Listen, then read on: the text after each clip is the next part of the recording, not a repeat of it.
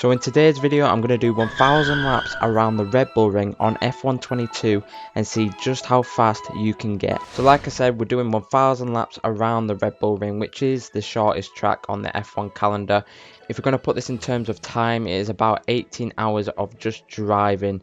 18 hours is quite a long time on one track, and I am using the controller instead of the wheel. So for the first 200 laps, I actually did it with no setup on the car.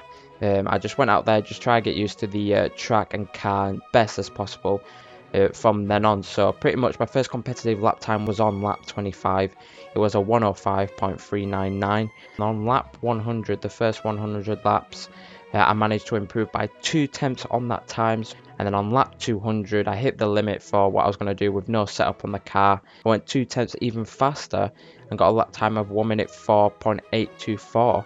which would put me in the top 10 drivers with no setups on the game. That is looking good for the next few hundred laps, that I can actually get into the top 10 without a setup. But however, there was a massive change to the game. If you don't know already, this patch made the cars much more understeer and a lot slower to drive, so the lap times were going to be slower due to this patch.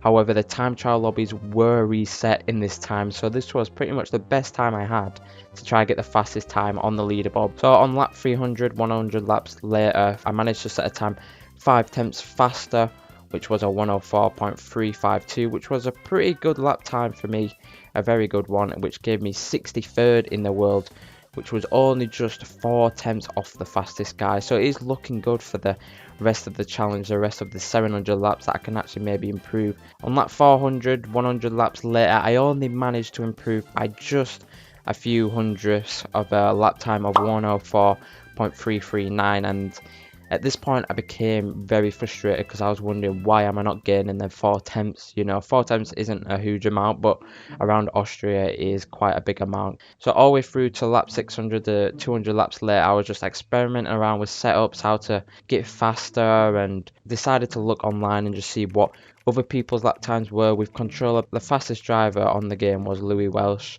Yana Otmia did a video with him, and pretty much I was looking at his lap times, and he is competing in the WOR League on PC. That is the only lap time I could find, and round Austria he actually set a lap time a few hundredths slower than mine. Now I know he is in a league race, you know, doing a lap time in qualifying session when the pressure's on is a lot harder, and I think, yeah, he could probably do a few tenths faster than that. However, in the last 100 laps, I got into a really good rhythm. I learned about a lot with the trail braking and how sort of gentle you've got to be off the power. It's more about coming off the brakes and actually getting onto the brakes. You've got to be so gentle, and that sort of gives you a lot more grip in the car. And as you can see, I was getting very close to my lap time. I was a few hundredths off.